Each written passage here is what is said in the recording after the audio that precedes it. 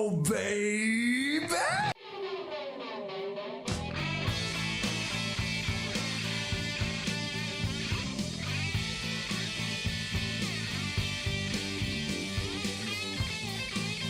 Welcome, all you rockers, rockettes, and everything in between. You have entered a new episode of And the Podcast Will Rock.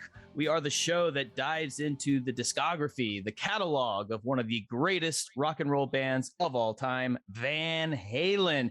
I am one of your co-hosts, Mark Kamira. Join with me, as always, from the Great White North, Corey Morissette. Corey, dare I ask how the weather has been treating you? It's not white anymore. It's very brown and muddy and gross, but we're very happy. Nothing is frozen anymore. We could actually leave the house. 2 weeks ago, I took my daughter to see Alice Cooper and Buck Cherry in Moose Jaw, Saskatchewan. We had second row. She caught 2 picks and had the time of her life. And this weekend, we're heading up to Saskatoon to check out ZZ Top and Cheap Trick. So I'm in a great mood tonight. How are you? I'm pretty good. Can't complain. I don't have anything as exciting as seeing Alice Cooper in the second row or anything like that. You mentioned ZZ Top. That's going to be interesting. What is the lineup for ZZ Top right now? Well, it's still Billy Gibbons and Frank Beard, but their longtime guitar tech, a fellow by the name of Elwood, he's filling in for Dusty Hill, and apparently it was Dusty Hill's kind of wish that. He was going off just to get surgery done, a while ago, and said, let Elwood fill in for me on these dates we have, and then I'll come back. And then unfortunately he passed away. So they're going to keep going with Elwood. He even grew a nice big ZZ Top beard. And he's been a guitar tech for him forever. So he knows all the songs, knows all the parts. And so he's going out on tour with them. And I can't wait. They still put on a great show from what I hear. That's what I hear too. So kudos to you. That's going to be super, super fun. Corey, speaking of super fun, it's always fun when you and I have these shows and we just go back and forth with one another because we're just two big fans of Van Halen and we like to talk about Van Halen one song at a time. That's the show. But it's even more fun when we can do it with company. And I believe we have company tonight, don't we? We do. And this fella is one of the first guys to reach out and say, hey, love what you're doing with the podcast. I'd love to be on the show. That was way back in February. And we said, absolutely, let's get you on the show. So here we are, end of April. He's finally here. Greg DiPasquale, thank you very much for joining us here tonight. How's it going? It's going well, and thank you very much for having me, gentlemen. I'm excited. Oh, it's our pleasure. You wrote a great message where you talked about, Van Halen is the reason you kind of got into guitar and all that. And just, you could feel the love of the band in the message you wrote. I'm like, oh, this has got to be one of the first guys we get on the show.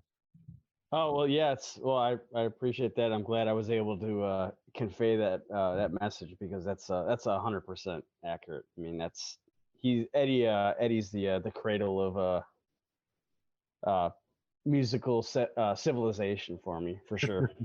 That's awesome. That cradle will rock. Yeah, well, there it is. And there it is. So this isn't your first time actually being on a deep dive podcast. Maybe tell us about your other appearances on other Deep Dive Podcast Network shows. Well, I've done an appearance on Metal Gods, Judas Priest podcast, and I've done several appearances with the Maiden A to Z gentlemen in Sweden. So yeah, I'm no stranger to the network. Love it. I mean, it's a haven for really anyone who wants to get dirty and get nerdy with their favorite bands, And you're also a big fan of the show that really kind of we ripped our format from, of course, Pot of Thunder, the recognized symbol of excellence in rock and roll podcasting. I truly believe that those guys are fantastic, and it's great to have another pothead on the show here today. Oh, absolutely, 100% pothead over here for sure. Awesome, and you're a musician as well, right? Allegedly. Nice. On your better days, you maybe play a little guitar, right? Are you currently doing anything? Yeah. I currently play guitar for Shadow Kingdom Records recording artist Fatal Curse, kind of more of like a traditional 80s style heavy metal band. Awesome. Right on. Yeah, like Maiden, Priest, Raven, Diamond Head, like new wave of British heavy metal. I would say if you were to pinpoint our style, probably somewhere between 1980 and 86, I guess. Nice. Yeah, that is such a specific era. So yes, I appreciate you getting so specific. Well, yeah, we figure if it's if I give people a window, they can decide if they want to shut it or if they want to jump through it. I guess, you know. That's very, very good. Yes. Well, we're obviously super happy to have you on the show. Glad that you also share a love for Van Halen as we do. To reiterate, you guys, all the listeners, we're not experts. We're not rock historians. We're simple fans who enjoy this band's work, and we're going to go through it one song at a time. So if Corey, you got anything else? No, I think that's about it. Oh, last week we touched on the big Van Halen news of the day, of course, and that was Jason Newsted dropping a bombshell about a tribute tour with Joe Satriani himself and Alex and David Lee Roth. And then David Lee Roth even threw out Steve Lukather and Pink as possible entrance to that as well. And then Jason Newsted got really mad at the reporter for printing that. So he said something newsworthy during a news interview and then got mad when they printed it. I don't understand how that works. But we have Greg on the show. I wanted to get his perspective.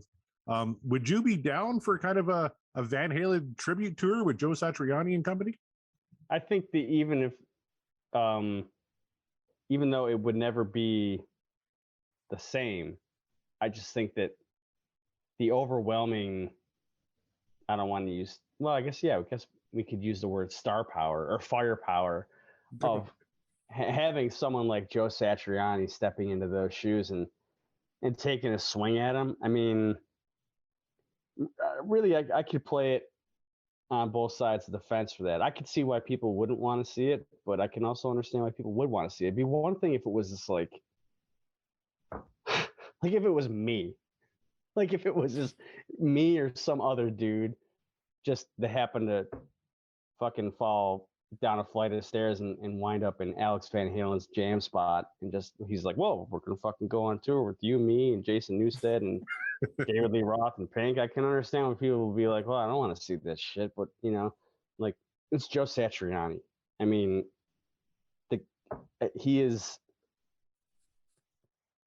so good, and as I had discussed with you gentlemen before we went live here, that you know, some people would say he maybe is even too good for this type of venture. But you know what? I think that when the rubber hits the road and the bullet hits the bone, I think if those tickets come wandering down my path, I think I would probably be parted from my cash for sure.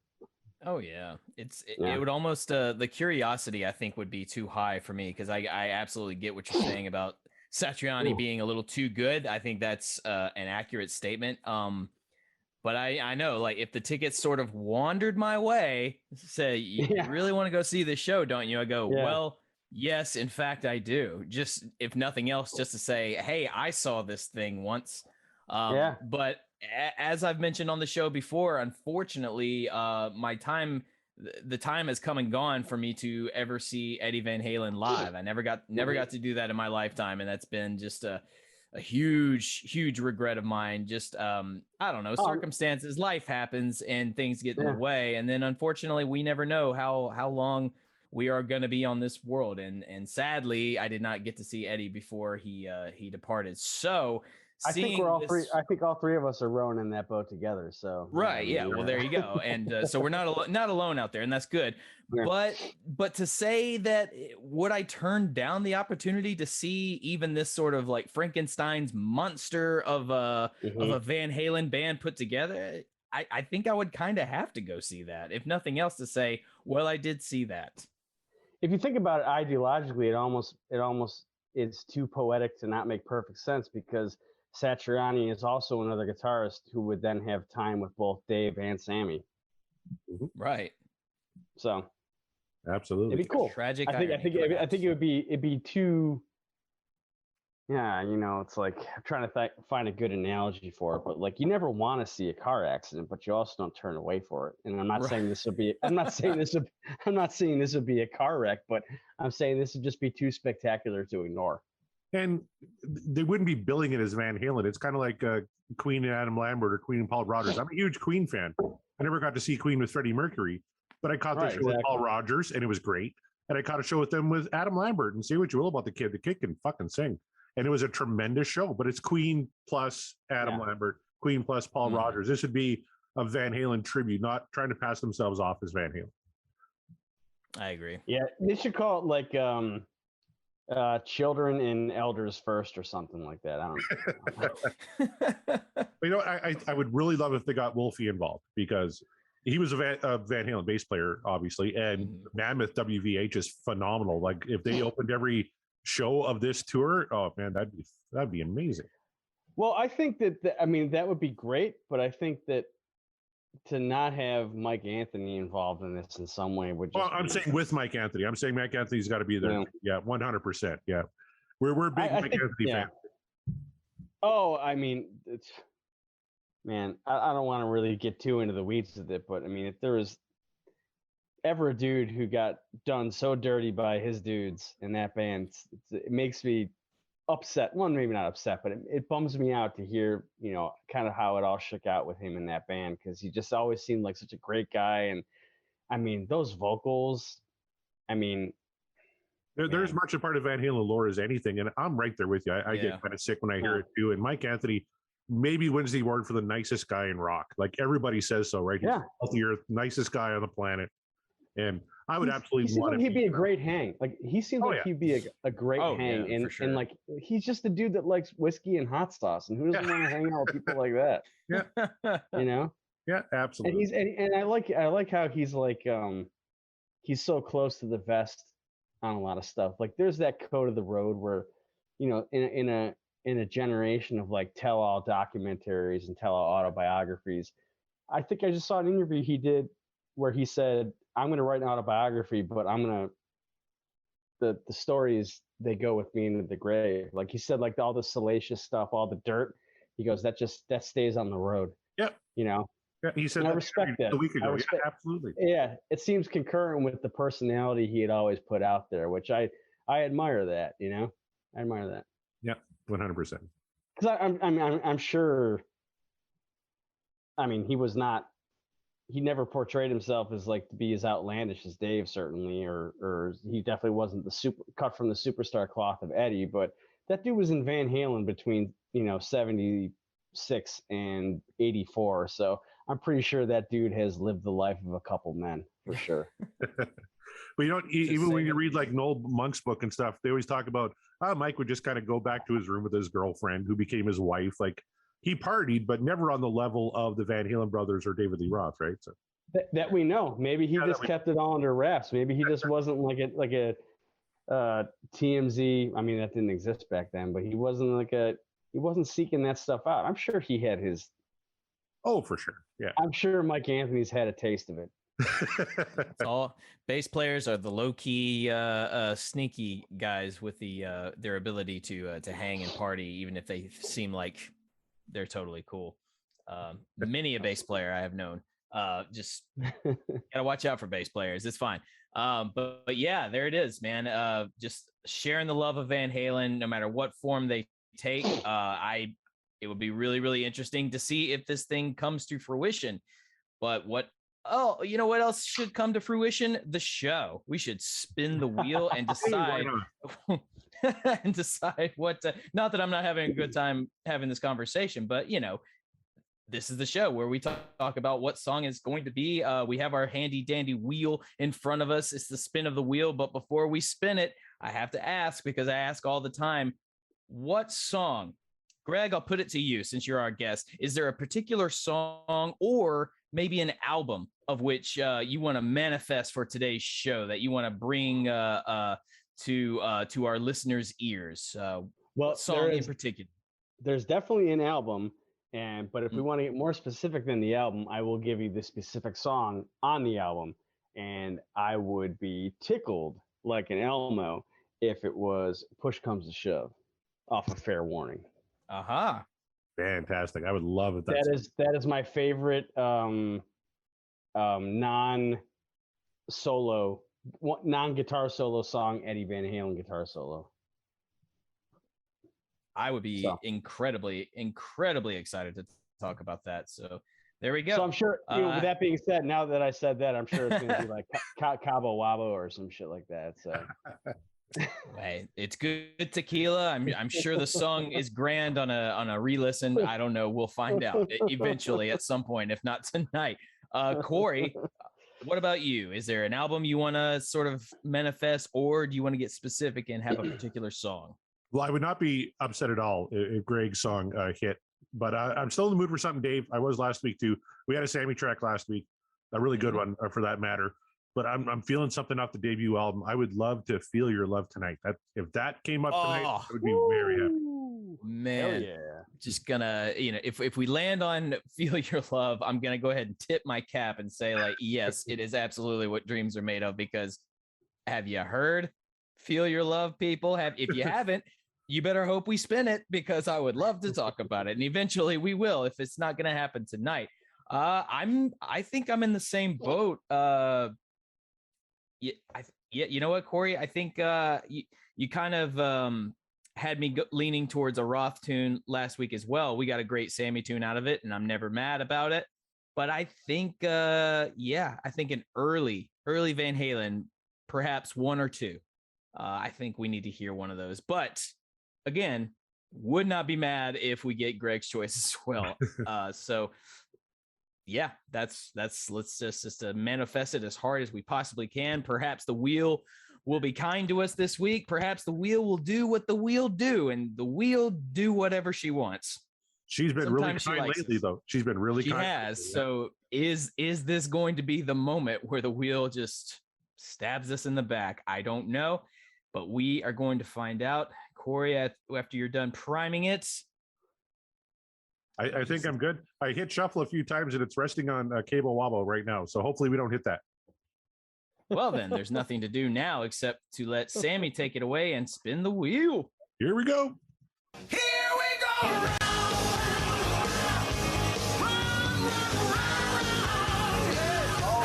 Coming down to. Oh, please. Please. Oh, no. No. Oh, son of a bitch. How many say I from Van Halen 3? The worst possible choice. We were so close. You want to talk about like a hair? Yeah. We were so close to Light Up the Sky, and that would have made me very happy. And this is, well, can't say this is what I was looking for. When I said that sometimes the wheel do what it do, this is one of the times I'm talking about. Okay, like we tried really hard to get something we wanted to just have, but we have a guest on the show. We want to have a good time. We want the guest to have a good time, and we hope that the wheel is merciful. But this is the show. There is a wheel. You've seen it on Twitter, folks. And sometimes that wheel is just not kind. And we are going back into the territory of Van Halen 3. To know something to be true and to deny it. How many say I? The wheel is not always just, but it is fair. I'm so sorry, Greg. Like, you'll never want to come back here because the wheel just treated you so badly. You know, I had that thought this morning. I was like, considering how much, like how Eddie, like how much he's meant to me, and really the band, I guess, it effectively has meant to me. Like, how funny would it be is if, like, well, if you go back to 5 minutes ago when I said my favorite non-guitar solo, Eddie Van Halen guitar solo, is When Push Comes to Shove, and now, of course, we pulled the fucking song that he's fucking singing on. Yeah. like we pull the one song in the catalog where he's got the lead vocals, which is like. This song, it's, to be fair, I know it's easy to shit on this song and this album, but I mean, it's not really. I mean, if you would ask me to pick a song, clearly this would not have been the one I picked. But I think this song kind of gets a bad rap. I don't think it's as shitty as people think it is. I'm not saying it's great, but I'm also saying it's just not as shitty as people say it is.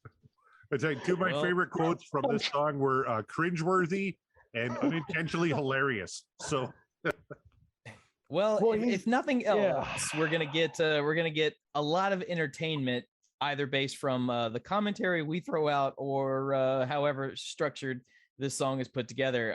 I'll be honest with you, this one I have completely skipped, so this is gonna be a new experience for me. I have to tell you though, I really hope, Greg, you're right. I hope there are things to like about it, because what I'm seeing here is this is not a short song.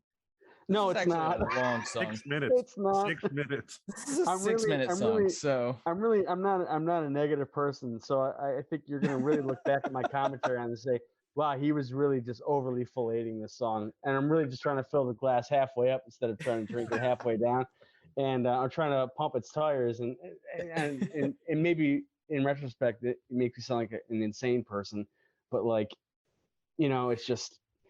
Well, Just seeing what song was, just seeing where the wheel almost landed, that's what like makes this so much cooler, because when I saw it tick on Light Up the Sky, like I was about to like fall out of my chair, like I was just about to just explode.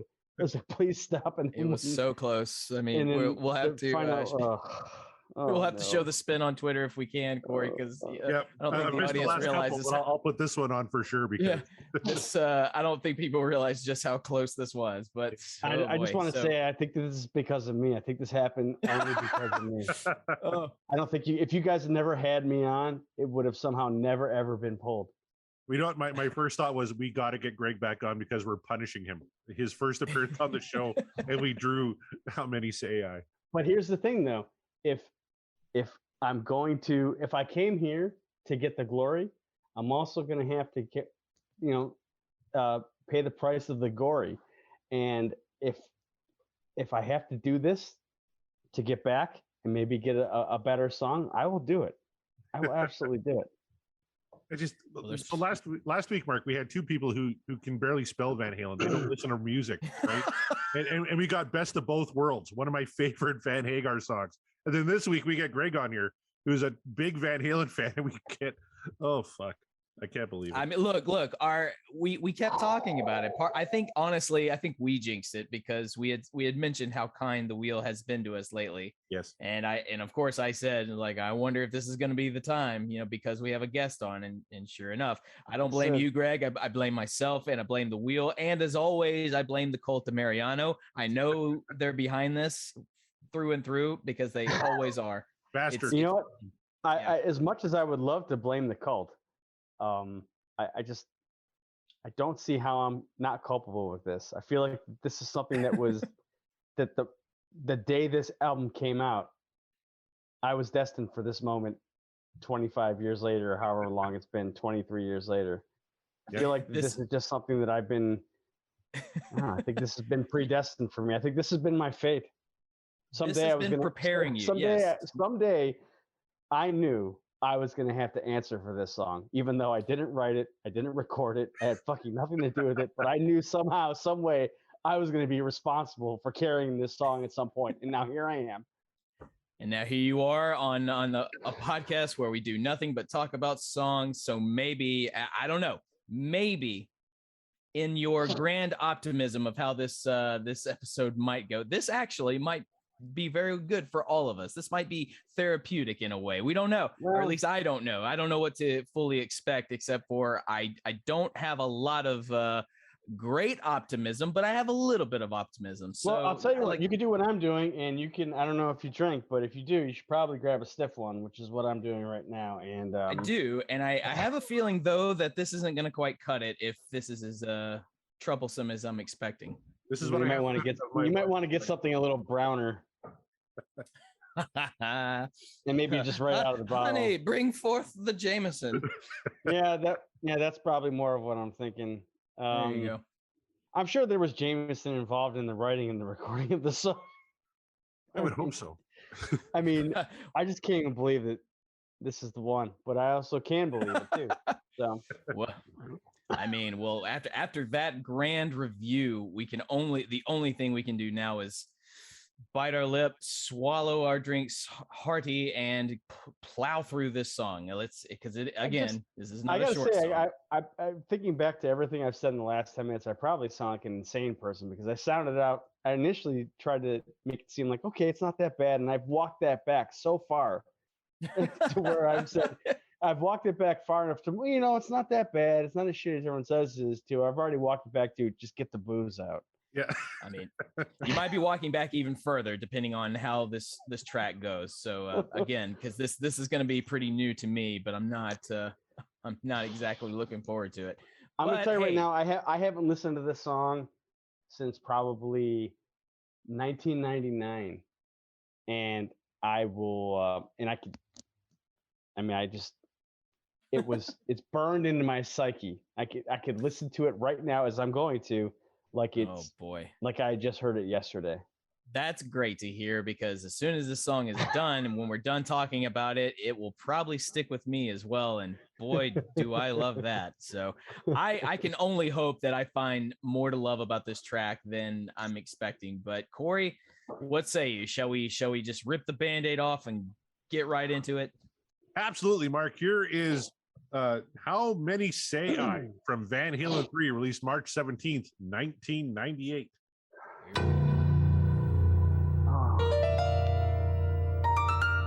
Already, Greg looks like he's in pain. Basically, I'm just gonna tell you right now. I'm not even gonna wave my hands. I'm just gonna say that I'm gonna reveal myself just a liar.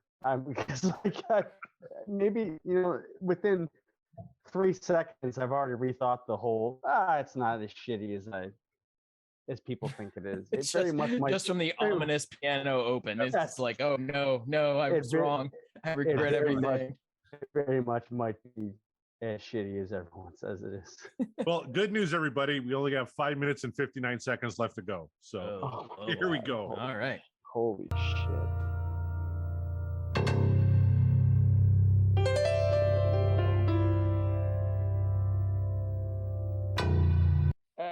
I hate. I've already gotten to hate. I just said it wasn't as bad as everyone said it was, and within 5 seconds, I've already gotten to I hate. God, and you were so optimistic going into this. I know you're not a negative person. It's not so bad. Like, I can't. But that's it has been 23 years since I've heard it probably, and so now I'm picking things up. I hate the ominous tone followed by the lilting major scale thing. Like it's just like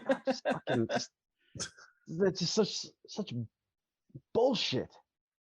Ugh. Man, this is gonna be bad. Good news, everybody. We only have 5 minutes and 51 seconds left to go.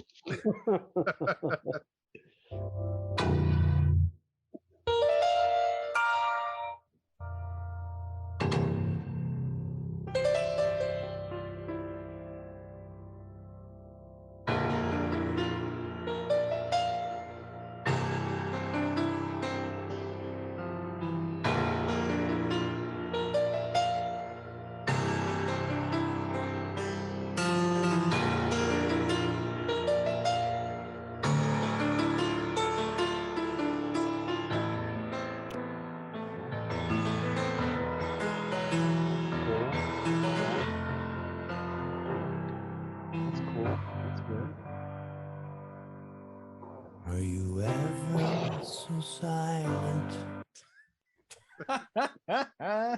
Never so silent when you wanted to talk. Oh boy. Why was this the record that they decided it was time for him to do this? And this closed the record. This is the 12th track. Yes, it was the very last song of the record. Yeah. It definitely sounds like a closing track, and it's like we're tired, we're exhausted. This took a lot to make. Here you go. Here's our slow burner, and boy, is it a slow burn. Apparently, there's only 5 minutes left. Yeah, 5 minutes 3 seconds. We're almost there. I feel like this quote is really all you need to say about this era. Can you imagine being Gary Cherone and saying, "Well, I've been in 2 bands, Extreme and Van Halen, and Van Halen was my least Van Halen was second. Successful of the 2 bands." Yeah. I mean, think about it. He sold more records with Extreme than he did with Van Halen. Oh yeah, yeah. That is a strange and sad statement, but yes. Say what you will about Extreme. Extreme. I won't say that's sad. I fucking love Extreme. And when I found out Cherone was going to be the new singer, I was actually stoked. Oh yeah, a lot of people were. Absolutely. Yeah. They were, until they weren't. Well, who knew that he wasn't going to be the lead singer on every song on this record? Also, yes. Yeah. I tell you what. All right, Corey. Keep her going. She couldn't keep quiet. when she needed a hug. I'm on too strong when I lose too much. How many say I? Jesus Christ. God bless Well, you, Eddie, but I think Oof, Greg needs I'm remiss to speak ill of the dead, especially when the dead is Eddie Van Halen. But I always think Ye- back to the Metallica documentary, Some Kind of Monster, where they talk to Lars's dad and he hears delete that shit. that. Yeah, just delete this.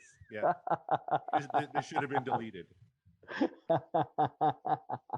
Mark, are you digging it? No, but part of my brain is still kind of going like, where is this going? And I'm afraid to find out where it goes, honestly. I'm going to tell you right now, your brain is going to never get an answer for that question. Oh boy. Is it gonna stay like this the entire time? I mean, I don't want a spoiler alert, but I mean, it's been a couple decades, but It's been a while, yeah. it's Spoiler alert to 22 years ago. I'm just mentally preparing because yeah, this opener is something. there's not enough therapy in the world for this kind of mental preparation. All right, here we go. Go on and say yes, and really mean no.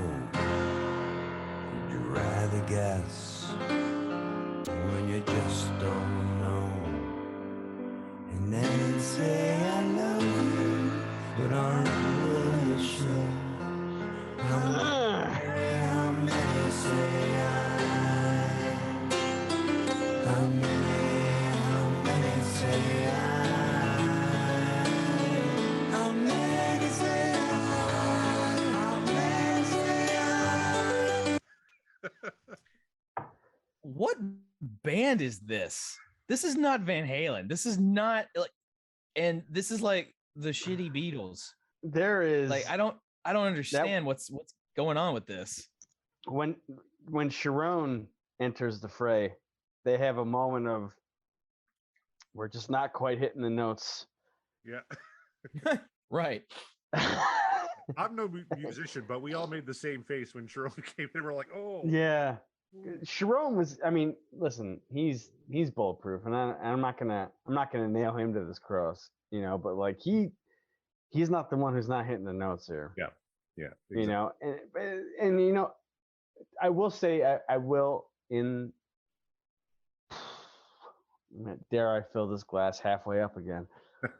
You know, the one thing I do enjoy, and this also I think been maybe one of the bigger problems about Van Halen from a fan's perspective, is I do like that. I feel like they've neglected their legacy to considering the size and the magnitude that they had in stature they had achieved as a band. They've neglected their legacy probably more than any big band that has ever existed. And in a weird way, I mean, it's from a fan's perspective, it sucks for us. It blows, you know. But I feel like that there's a charm to that as well too, because Eddie, and probably to a lesser degree Alex as well too, like maybe mentally they never evolve past the we're just musicians, and they just happen to be just musicians that ended up being in like, you know, one of the biggest rock bands in the history of rock and roll. And I don't think that their brains ever evolved from we're just musicians in the fucking bar or in the club. I don't think they ever evolved from beyond that standpoint, which from a pure musical perspective, you have to give, I shouldn't say you two have to give, but I give that respect of someone who says, fuck it, we do whatever we want. Mm-hmm. You know, like like, yeah, we're Van Halen and we've sold, you know, 100 million records or whatever it is, whatever the number is. It's more than all of us. But like, you know, like I respect them saying like us are like, well, what are you guys doing? Why are you doing this? where is this going and why is this even on the road to go there? Mhm.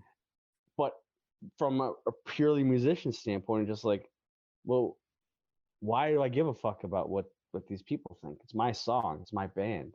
Yeah. You know, like we're gonna do whatever we want. And so from a purely artistic musical standpoint, I respect the shit out of this song. But then there's that thing of hearing and ears. Then there's the enjoyment factor. It's like, Yes. I don't enjoy it. I respect that you put this out. I don't enjoy the Yeah. thing you put out. Yes, exactly. I'm just reading a quote here on this track, which was called an unusual acoustic piano ballad featuring Eddie on lead vocals and Sharon on backing vocals. Eddie declared he was forced into singing and added harmonies so he would not perform alone. Ah. I refuse to believe that dude did anything forced. Yeah, exactly. Ever. Yeah, That's the problem. Like, Especially you were forced into especially singing. especially at that point. yes. Like Yeah. maybe Dave was able to cajole him into doing stuff maybe he didn't want to do in like the first run with Roth, but like in '98 or this record came out in '98 or '99. 98. Yeah, there's no one fucking pushing Eddie Van Halen No. to do anything he doesn't want to do. Eddie co-produced the record with Mike Post. Maybe and he was just Eddie produced a record with Mike Post on his property. Yeah. maybe he was just really excited to put out this particular track for whatever reason, and he just expected Gary to sing it. And he I think expected it's like singing. Gary's like, I don't really want to do that. And it's just like, well, I'm not the singer. I'm not going to sing it, and nobody would do it. And he's like, well, then fuck it, I'll do it. It's like, we're pretty doing this sure- song. I'm pretty sure in 1998, if Eddie Van Halen says to Gary Sharon, "Hey man, you're our singer now. Here's this piano ballad. Mhm. Here are the lyrics. Here's kind of what I have in mind for the melody. Go for it."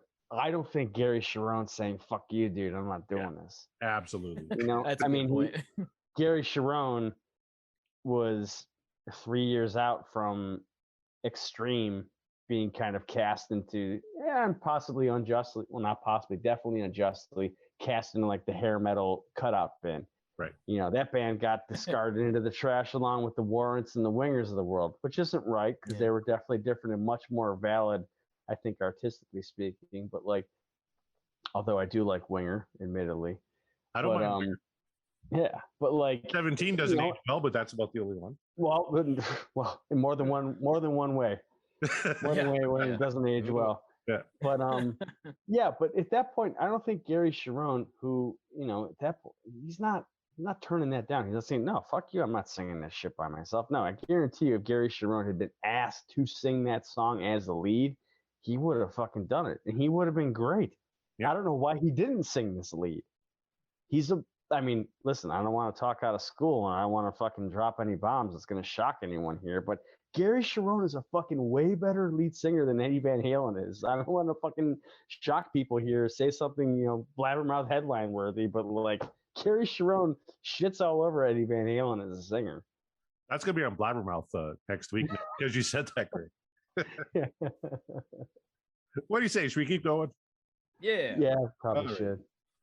Probably.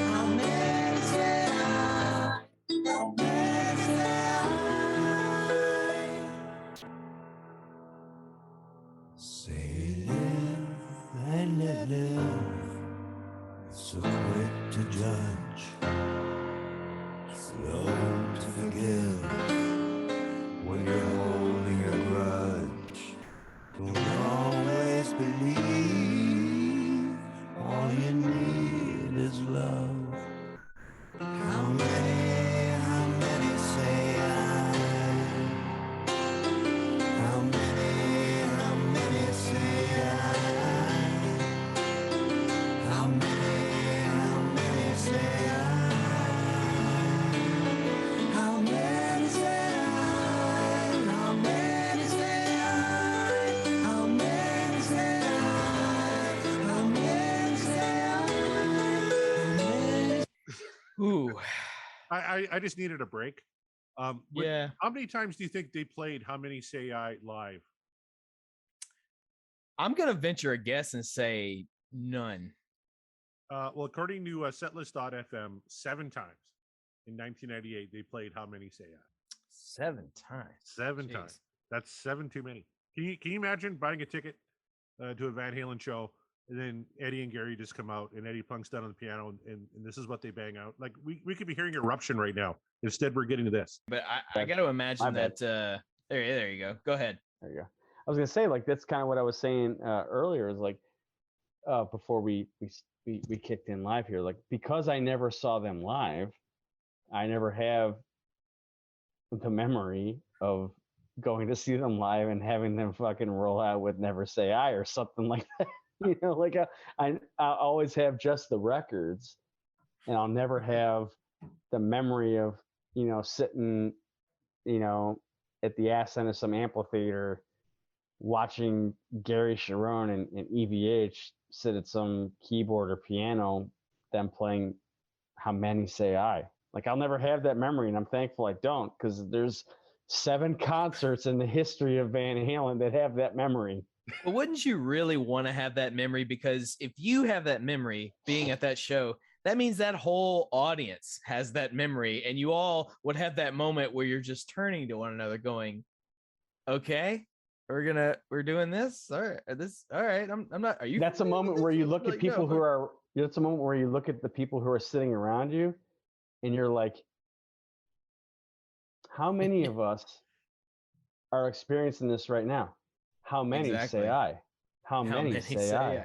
Say I. How many? But if you think about it, I mean, it's unique that there's 7 concerts full of people in this world that could say they are one of 7 concerts to have experienced this song.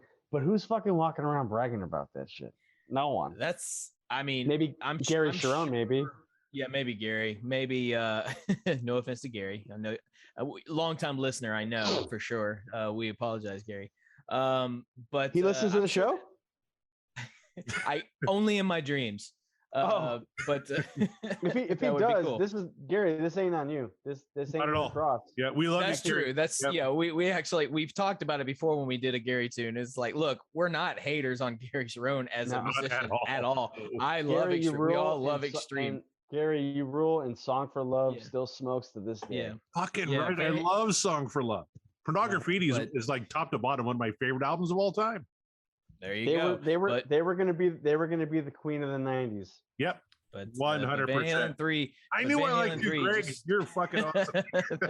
we love you, Gary, but Van Halen 3 was a miss.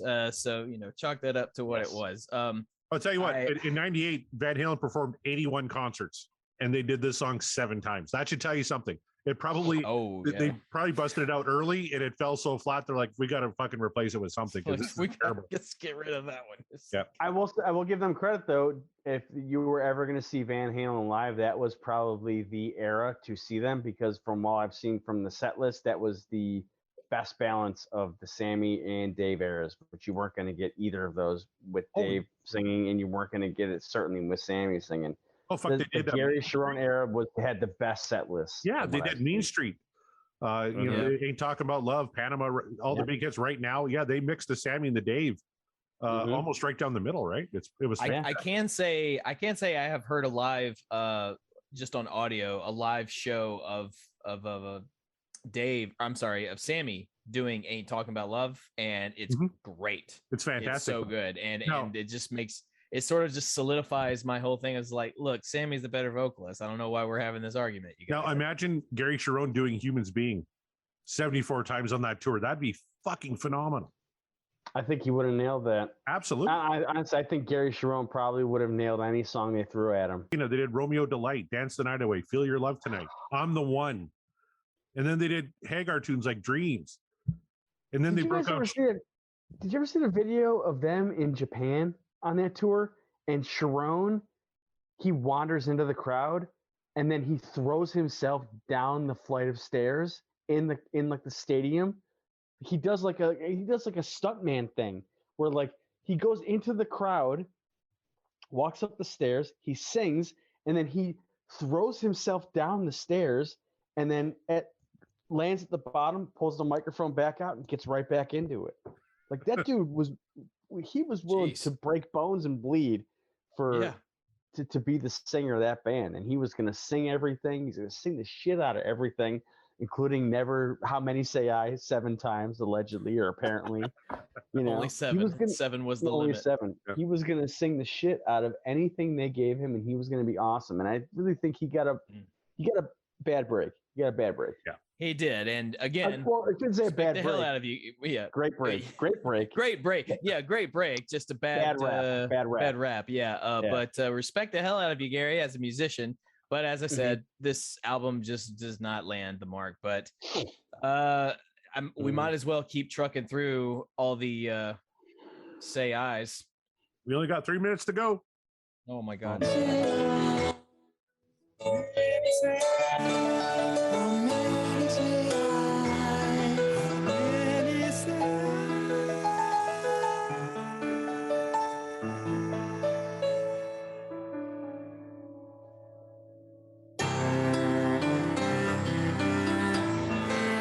That's part of the song. Yeah.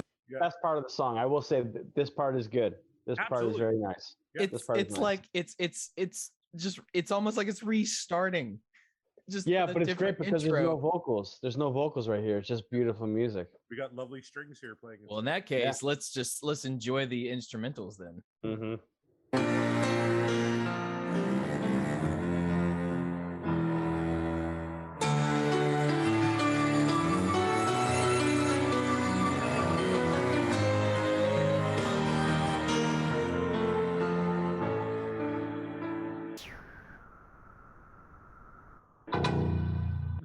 Now, as a piece of music, that's quite lovely until you get to the Law and Order fucking.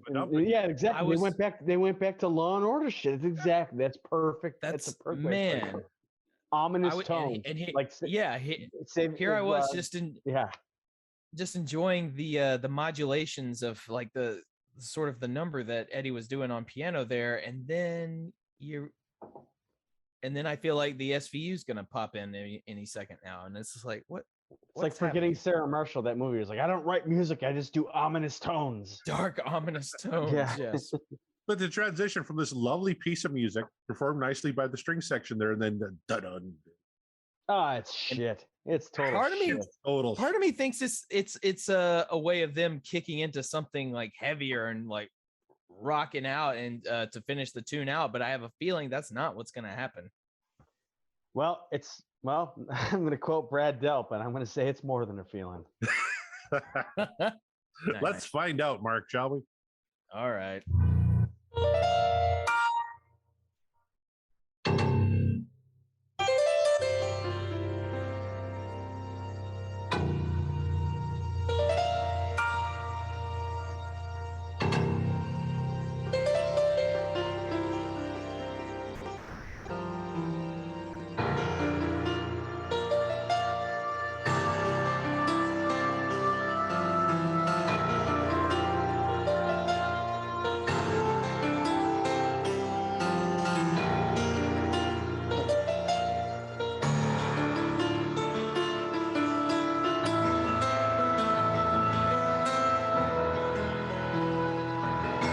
Greg, on your TV back there, you got a Golden Knights Blackhawks update. Are they playing tonight? What's the score? Do you know?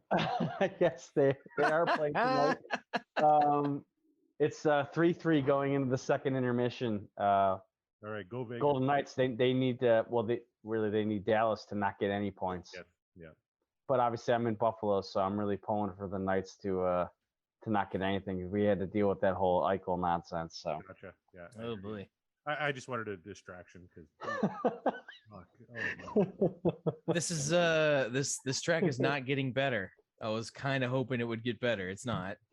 No, well, I mean, reprieve from the shit with the string section, and then the dun hit, and you just knew that they had that middle section, which is just beautiful, and then they went back to dark, ominous tones, which is just like, to me, that's almost like it's a reverence for the sake of a reverence, which is just like. It's interrupting is what it is. It's disruptive. Yeah. And that's, to me, that seems almost, it's almost anti Van Halen if you think about it, because they were always very, at their best, they were always compartmentalized. Like when he wanted to be reckless, it was reckless and it was appropriate. They never were inappropriate, really, except for like this song. Yeah. Like the beautiful stuff was just beautiful, and they never fucked with it. The beautiful stuff was just a perfect panoramic, just picture of just beautiful music. The reckless shit was just falling out of the windows, up on two wheels, off the rails, wild rock and roll. And this is just like,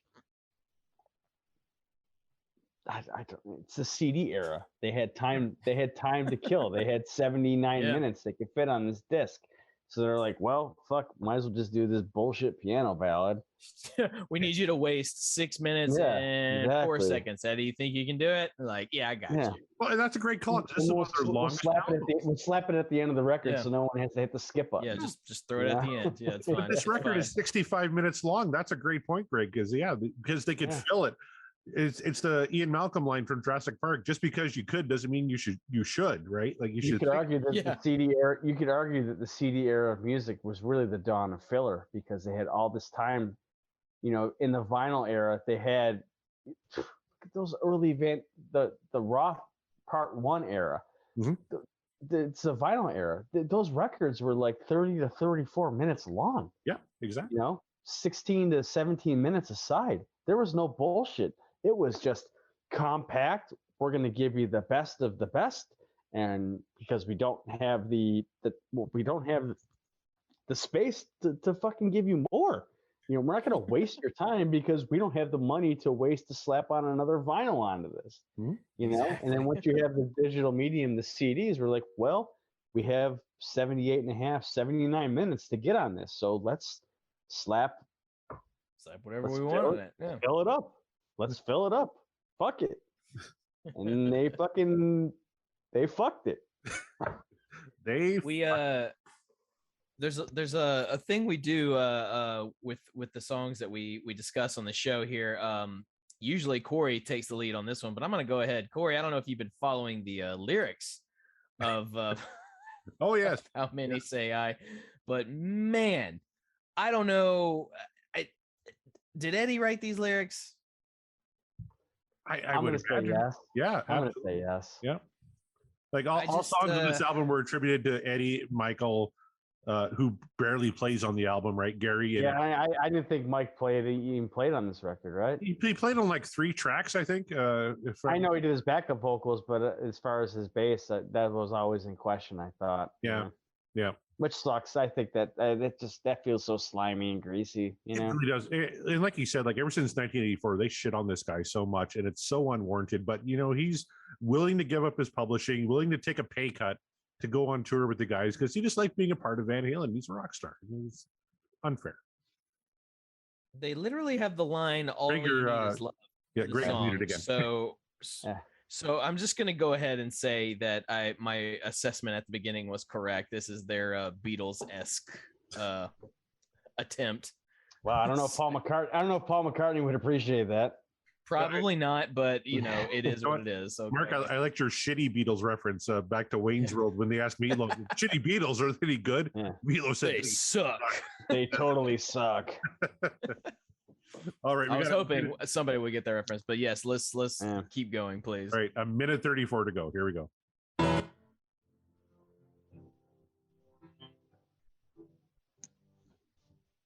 you ever looked down when a homeless walk by? Change the channel, it's a hungry child. Well, have you, Mark? Have you ever looked down when the homeless walked by or changed the channel when you saw a hungry child? Have you? Yeah, because I don't want to hear Sarah McLachlan sing at me when we're looking at sad children or sad puppies and things of that nature. Like, stop, get off my TV screen, Sarah. Stop it. And can you imagine if they replaced "I Will Remember You" with this song? Have you ever? I can. For those commercials? I can imagine it, and I don't want to, but I can. Something to be true, and then deny it. How many say I? How many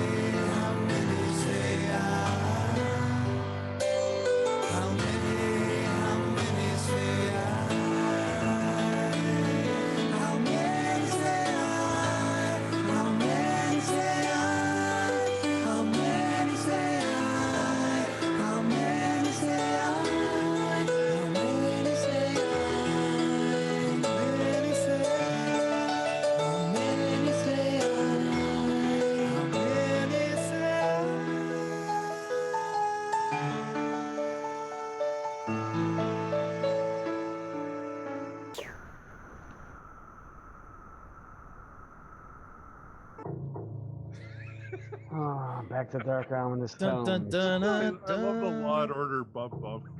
Fuck off. It sucks. It's so It's still bad. going. Fuck it. Is this the worst song?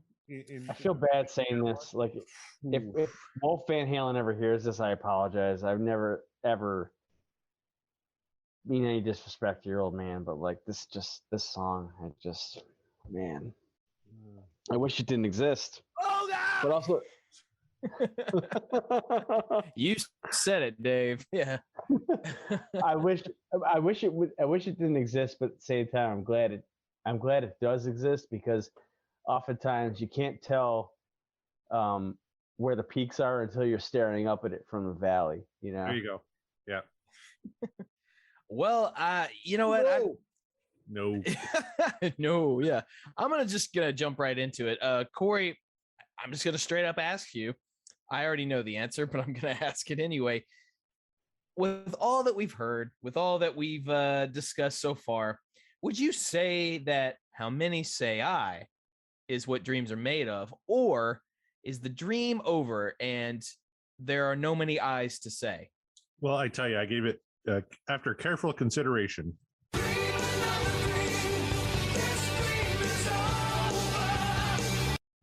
Like, I was looking forward to this night so much.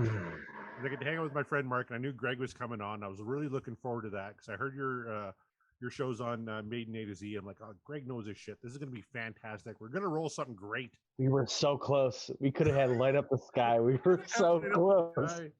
But the dream is absolutely fucking over. Greg, our special guest who willed this song on the wheel here tonight for us here, I 100% blame you.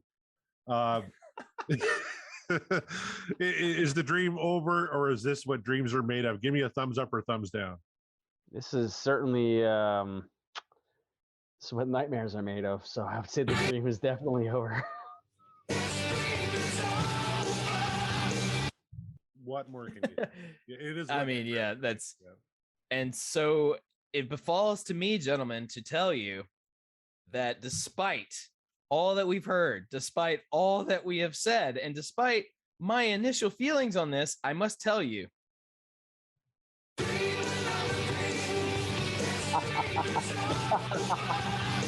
You had me worried. I must tell you that I have to agree. I have to absolutely agree with the both of you. This is, I said it at the beginning, this is not, I don't know what band this is. I have to reiterate what Greg said. I respect the entire band, their musicianship. I respect that the fact that they even created this song. When I say they, I mean Eddie. I respect the fact that Eddie decided this was going to be the way we're going out. Despite the circumstances, whatever they are, if I was more of a historian, man, I could tell you factual information. But instead, I can only give you my my rough guesstimations. And my rough guess is Eddie just wanted to try something different. And kudos to him, more power to him. Cool. Congratulations, you did it. The problem is it doesn't come out very good. This isn't good. I'm sorry. It is possible that even people you think are perfect and unstoppable and bulletproof in the sense of they can do no wrong, sometimes there are cracks. And I would say I'm going to say something that's a crack, but yes, go ahead, Greg. I'm going to say something that I'm sure anyone listening is probably just going to groan or, you know what would have made this song better? If someone said, you have this song and you can't undo it, it's already been done. Mm-hmm. But you have one chance to make it better. What would you do to make it better? I would replace Eddie's voice with Nuno Betancourt's. Oh, yeah. I was going to say I would make Michael Anthony do the harmonies. Or that, yeah. Harmony would have been a lot better, absolutely, yeah. If they had removed the ominous tones, the unnecessary ominous tones, and replaced Eddie's voice with Nuno's, it probably would have been a fucking top tier Extreme song. Very well could, yeah. That's I mean, I mean, That the is a lyrics are statement. still stupid. I might get kicked out. I might get kicked off the internet for this. Oh, this will be our last Oh. episode. I have no doubt. Everyone's going to come down on us. They're going to say, "How many say I is an actual Van Halen classic? We don't know what the fuck we're talking about." I think the FBI it would be the circling. first I think time. the FBI is circling my house right now. Yep, here they come. Yeah, it's just like you dare besmirch the name of Van Halen with this. Yeah, no. Yeah, if they're coming for you, they're coming for all of us. So I have to say, yeah. I mean, I love Iron Maiden a ton, and I shit all over them for "Don't Look to the Eyes of a Stranger," and I just Oh, that's the one you did. yeah, that was the first one I did, and it was a shit all over that one. And this is, well, I guess this is just my trial by fire for these podcasts. This is, well, how bad do you want to do these podcasts? Well, we're going to give you the fucking worst material. So it's a clean so sweep sorry. over here. Yeah, yeah. We apologize to our guest Greg, but look, as I say every week, man, it's all the spin of the wheel, and sometimes she is a cruel mistress. This time she was just straight up cruel because, oh dear God, this is not a banger. This track, this is not that one that is going to go in the upper echelon of Van Halen tunes. We have discussed songs that I would consider belong up there in the upper tier. This is not one of them. This, I think, by far is the worst one we have done. However, you guys, there are so many more tracks that we still have to get through. There are plenty of, I'm sure, dumpster fire of songs that even the mighty Van Halen are not immune to that are coming our way. I like to tease Corey all the time that as soon as we get to more of For Unlawful Carnal Knowledge, there's going to be ones that he specifically does not want to discuss. I can't wait to get to that just to see his reaction. Seeing the reactions out of these two gentlemen for this song was a treat in and of itself. That's the enjoyment I got out of this episode. I would listen to Spanked 50 times in a row before I listen to How Many Say I would too. Ever again. I would too. Man on a Mission, whatever the worst track on For Unlawful is, I would listen to it 100 times in a row before I would listen to this song again. Yeah. Oh man, Corey, do you realize what we've just done? Oh no, what we've done a lot of bad things. But it's very possible this might be the lowest that we go. I think it might be. This might be the lowest. Like even the ones that we might not consider to be the dream is not what dreams are made of, but not as bad as How Many Say I. Maybe this is the lowest. Maybe? I really dislike Can't Stop Loving You. Like a lot. Oh wow. Okay. And I think I would put this song below that. No. That's what I'm saying. Like I think maybe we've gone the lowest we can go as far as these Van Halen tunes go. So I'm glad to hang out with you guys and meet you at rock bottom. There's nowhere to go but up. There's nowhere to go but up. Thanks for slumming it with me tonight. We're totally, yeah, that's exactly what this was, slumming it. So yeah, it's only uphill from here. Maybe some of the climb gets a little bit harder depending on the song, but it's all uphill. I think I can't possibly foresee, and this might be my dying words. I can't foresee it getting any worse than this. And there we go. Considering I said earlier, like I joked, I was like, well, I want when push comes to shove, so I'll probably get Cabo Wabo. Man. Boy, you're wishing for that Cabo Wabo. Where's Cabo Wabo when you need it? The winds of fate just blew it right into my face, saying, "Oh yeah, I bet you wish you had some Cabo Wabo now." Yeah. The wheel said, "No tequila party for you, none for any of us." But again, that's the way the show works. That is a new edition, a newest edition of the show. But before we go, it's once again, Greg, thank you. I know this was not probably the this was not the song you expected to talk about. This was not the show you were hoping for. In a way, this was when push came to shove. Yeah. So, well, there you are. But regardless, we appreciate you listening to us. We appreciate you hanging out with us, being a part of this, adding your colorful commentary with us, because that's just the kind of thing we do. If you want to, please plug yourself. Let the people know where they can find you on the socials if you I don't have know them. I don't know if I can plug myself worse than this song has. Yeah, this I don't even know. The song has my melted your brain. my band is Fatal Curse. We sound nothing like this song. If you like 80s heavy metal, check us out. Don't hate mail me for not liking a Van Halen song, please. But if you want to, his Twitter. I love Van Halen. If you want to go, I'm at True Gregadeth on Twitter. If you want to fuck with me or argue with me about how much I dislike this song, despite my initial feelings of it got a bad rap. No, I've walked that back entirely. I've Homer jiffed myself back into the bushes on my initial statement. This song sucks. It blows. Sorry, Eddie. Rest in peace. I love you. You're the reason I play guitar. I fucking love Van Halen. This song stinks. Don't worry if any of our listeners like really just want to talk shit about you, we'll hear about it. You won't. They'll hate mail us to death. It's fine. I enjoy it. I get a kick out of it. Corey, where can the good people find you to tell you how much they love this song? If there's a human being on the planet that is going to defend this song, please let me know at CD Morset on Twitter. At Podcast Will Rock is the show Twitter account. I can't imagine there's a fucking human being. But that's what makes us humans being. There you go. Shine on, my friend. Shine on. Yep. You realize what you've done with that. You know who the person, the human being on this earth that's going to come around and go, I actually enjoyed that song. You know who it's going to be. Is it Mariano? Yeah. Yes, you're just feeding the fire to the cult. We're feeding the monster, if you will. And I just want to do one thing. I brought the wheel back up. I want to spin it. This isn't going to count.